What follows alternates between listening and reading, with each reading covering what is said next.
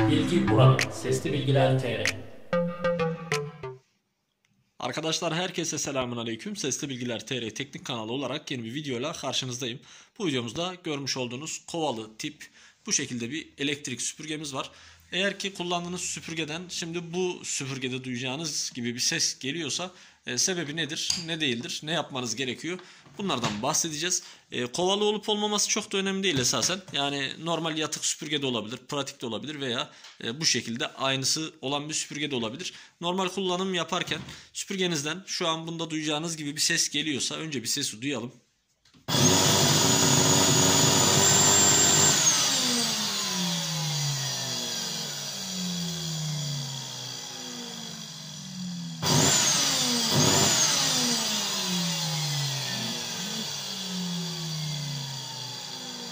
Şu an sesi duydunuz arkadaşlar.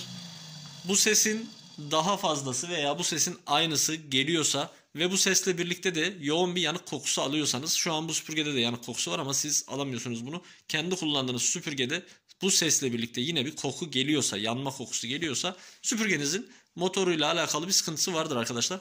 Motor değişimi büyük ihtimal gerekiyordur. Motorda ne gibi sorun olur? Onu göstereyim şöyle.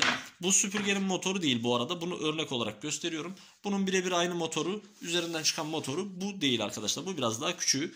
Bu süpürgelerde, süpürgelerin motorlarında şöyle görmüş olduğunuz içeride şu kısmı kolektör diye geçer arkadaşlar. Şöyle yaklaştırayım, bakın şu gördüğünüz kısım kolektör kısmı arkadaşlar şu an. Evet, şöyle netleştirdik. Bu kolektöre de basan şu sağ taraftan gelen sarı renkte bir altın rengine yakın, yine odaklayabilirsek görüntüyü, kömür var arkadaşlar. Bu kömür kolektöre basarken kömür bittiği zaman da yapabilir bu şekilde patırtıyı. Veyahut da kolektör şiştiği zaman da, yani bu içindeki kolektör şişerse, arızalanırsa ondan da yapabilir. Kısa devre olur, sigorta attırabilir, hiç böyle ses de gelmeyebilir. Kömür biter, kömürden şelale de yaptırabilir.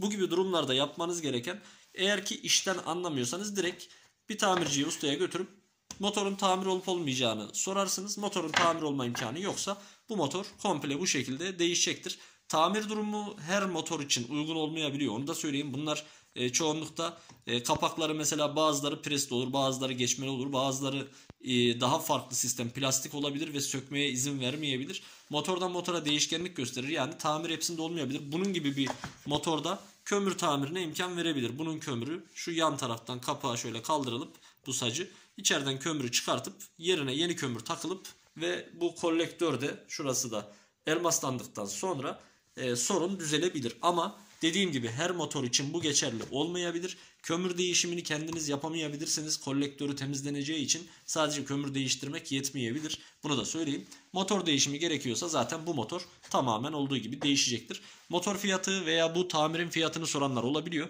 Bu gibi fiyatları veremiyoruz arkadaşlar. Bunları yerinde görmeden, cihazı getirmeden, burada söküp bakmadan nedir ne değildir bir şey diyemeyiz. Tahmini fiyat isteyenler olabiliyor yorumda. Maalesef bunu da veremiyoruz. Çünkü çok değişken fiyatlar var parçalarda. Eğer ki fiyat almak istiyorsanız veya arızanızı yaptırmak istiyorsanız, Konya'daysanız iş yerimize getirirseniz bakar, duruma göre imkan varsa tamir imkanı çok az motorda var. Çoğunluğu değişiyor, bunu da belirteyim. Tamir olma imkanı varsa tamir olur. Tamir olma imkanı yoksa motor değişir. Böyle bir ses varsa motorunuzda sorun budur. Büyük ihtimalle değişmesi gerekiyordur. Tekrardan yeni videolarda görüşmek üzere.